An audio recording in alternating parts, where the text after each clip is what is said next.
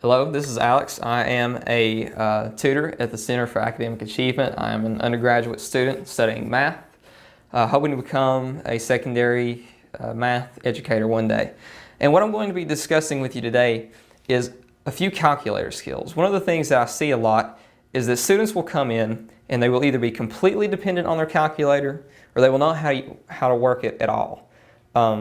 The version that I have here is the TI-84, which is basically the same thing as the TI-83, with just maybe one or two more bells and whistles, but not a big difference. But what I want to show you today is how to look at graphs and how to get graphs to tell you certain things that you may not know how to use. And quite frankly, you don't need to be dependent on these things. Calculators are a tool. They're not the only thing that we need to use, but they can be very beneficial in helping us check our own work and our understanding of things. So first off, let's pull up a graph. So what I'm going to do is I'm going to click the Y equals button, and I'll bring up my plots here. So I'm just going to pick any random graph. Let's say that I choose 1 divided by x minus 3. Okay, hit enter, and let's say that I hit the graph button. So the graph of it pops up. Now a lot of times people will not know how to work anything else other than just being able to see the graph. But you can also trace the graph. The trace button is the one right next to the graph button. And you can move the arrows along to see the value. So let's say that you really wanted to find out what this number is right here. Why is that like that? Well, if you watched the video that I did on limits, you might see that a little bit more.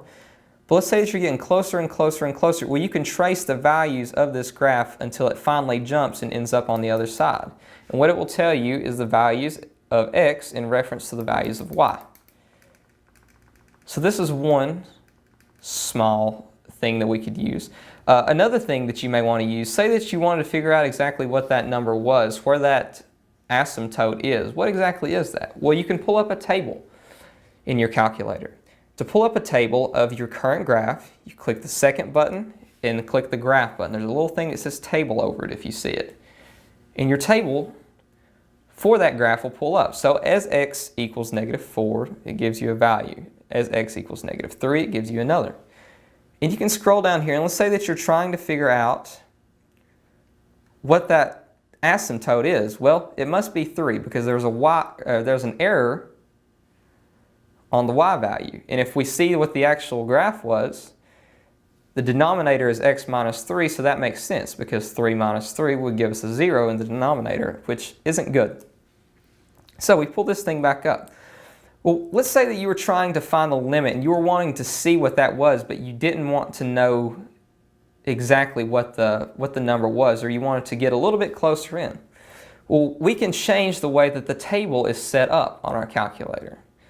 To do that, we click second and the window button, which is our table set.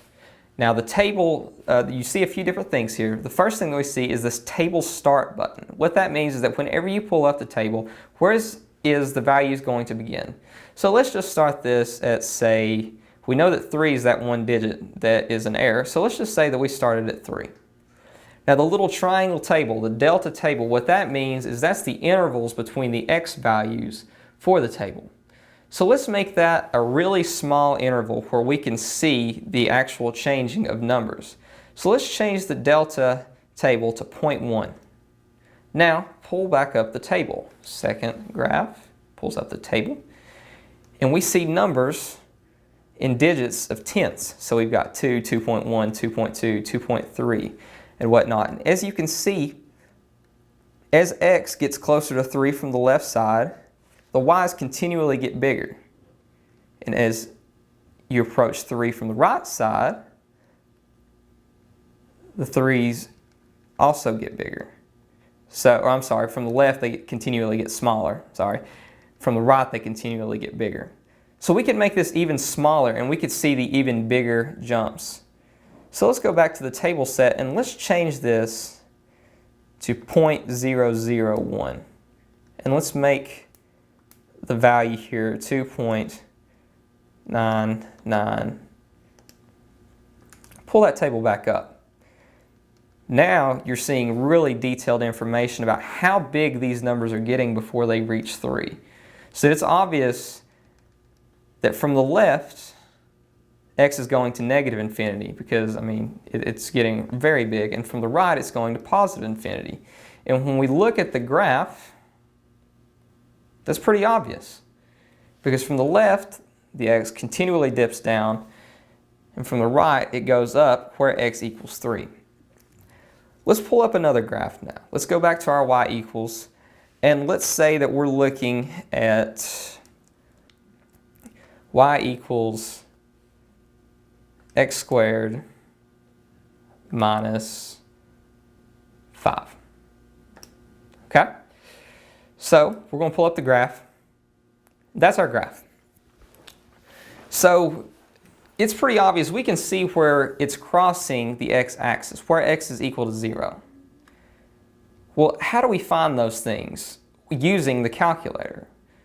Well, like I said, for this graph, we could probably just use pen and paper, but for more complex ones, it may not be that easy. So click Second, Trace, which is the Calc button, and go to 0. There's also other values, as you can see, that you can use to find different things, but let's go to 0. So let's say we want to find this 0 right here. What is that value? What is that value? So the left bound, put it on the left side of where y is equal to 0. The right bound, put it on the right side where y is equal to 0. And then you take a guess. Whereabouts is it? So somewhere in that area.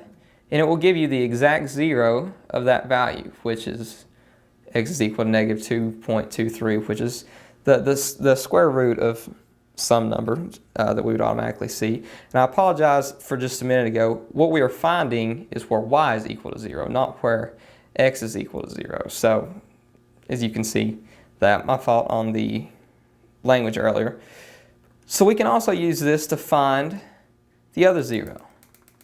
Choose our left bound again, somewhere to the left of where we think that 0 is. Our right bound, somewhere to the right of it. Then a guess, somewhere pretty close. And there it is as well. So this must be a plus or minus a root of a number. And as you can see, because this is the positive version of the negatives of the other one. So x equals 2.23, yada, yada, yada.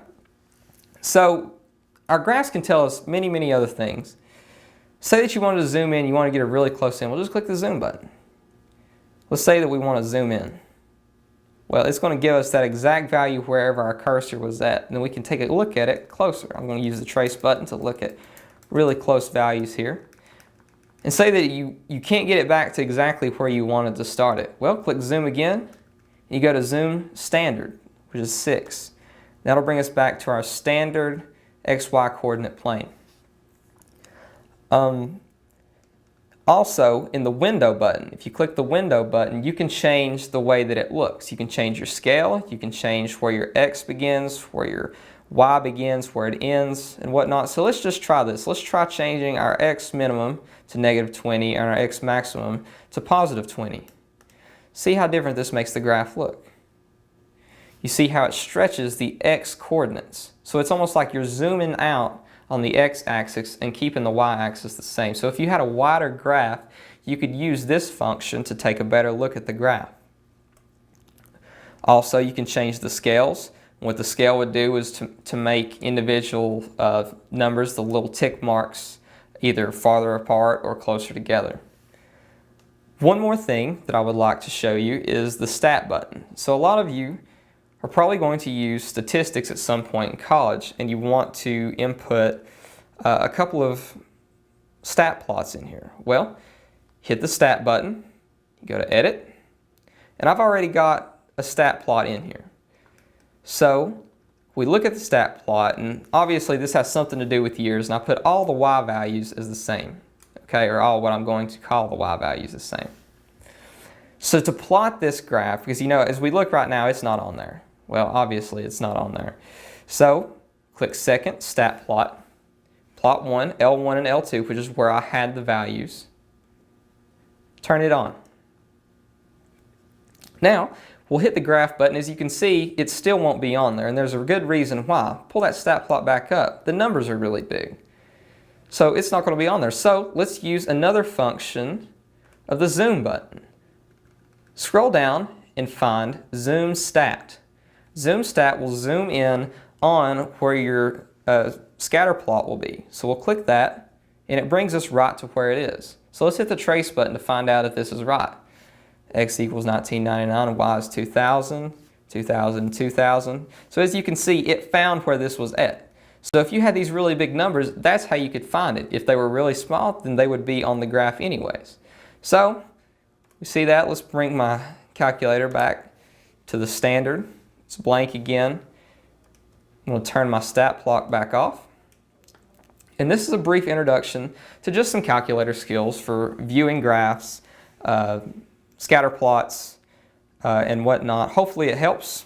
Good luck to you in your classes, whatever you may be doing, or if you're just watching this for fun. But go Bucks, and we'll see you next time.